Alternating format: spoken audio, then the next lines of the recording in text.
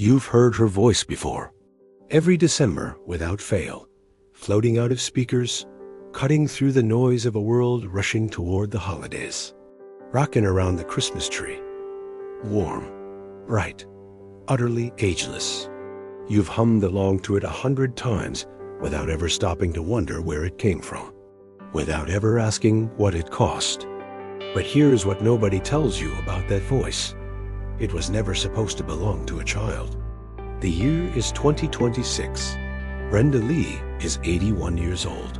Somewhere in Nashville, the woman who once outsold the Beatles lives quietly, far from the stages, far from the flashbulbs.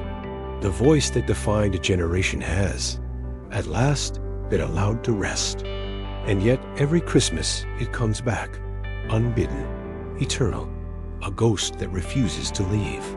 This is the story she almost never got to tell.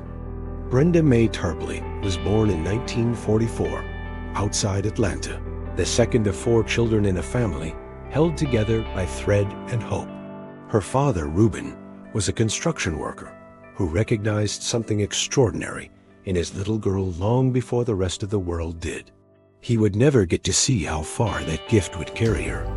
Reuben Tarpley died in a construction accident in 1953. Brenda was 9 years old. In the economy of grief, there is no time to mourn when mouths need feeding. Brenda's mother was left with 4 children and no income. And so it fell, as it so often did in the American South of that era, to talent, to whatever God had seen fit to give you. What God had given Brenda Lee was a voice that sounded like a woman who had already lived 1,000 years. She began performing in roadhouses across Georgia, 9 years old, a child in patent leather shoes, standing on stages that smelled of cigarette smoke, singing her heart out so her family could eat. By 12, she was recording in Nashville. America was about to fall in love with a girl it would never truly know.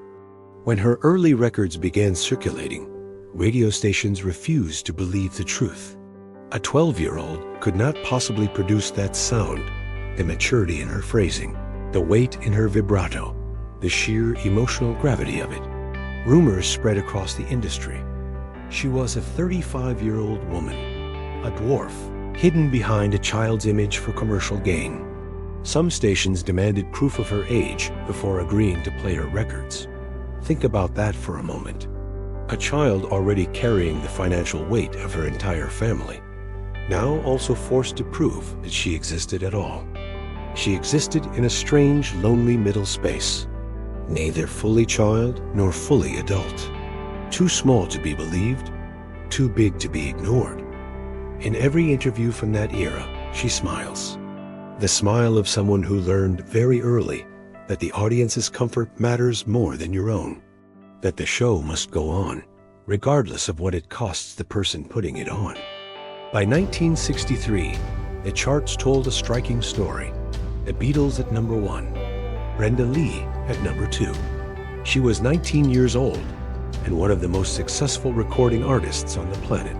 There were no school friends, no lazy summers, no teenage rituals of any kind. There was the stage, and there was the road, and there was the relentless machinery of an industry with no interest in the cost of what it was consuming. Behind every performance lived a quiet, private terror she rarely spoke about. What if the voice goes?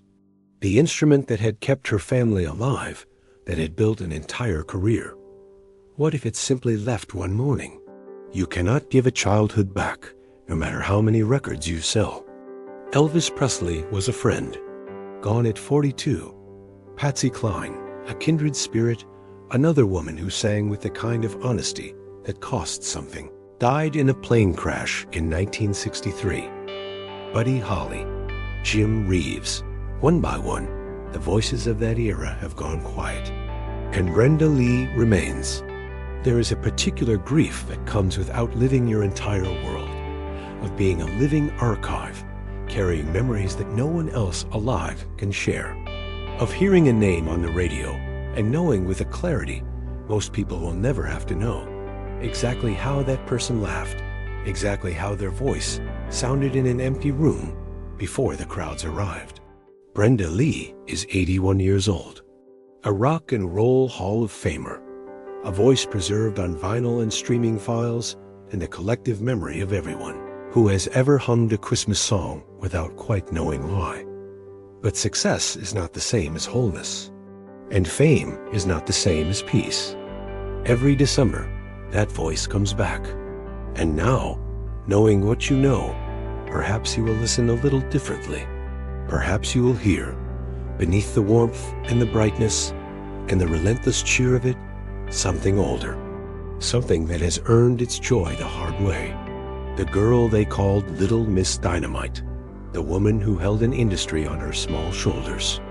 The last voice standing in a world that no longer sounds anything like the one that made her. She is still here, and that, perhaps, is the most extraordinary thing of all. If her story moved you, if you felt, even for a moment, the weight behind that voice, hit subscribe, because there are 100 more stories like this one waiting to be told.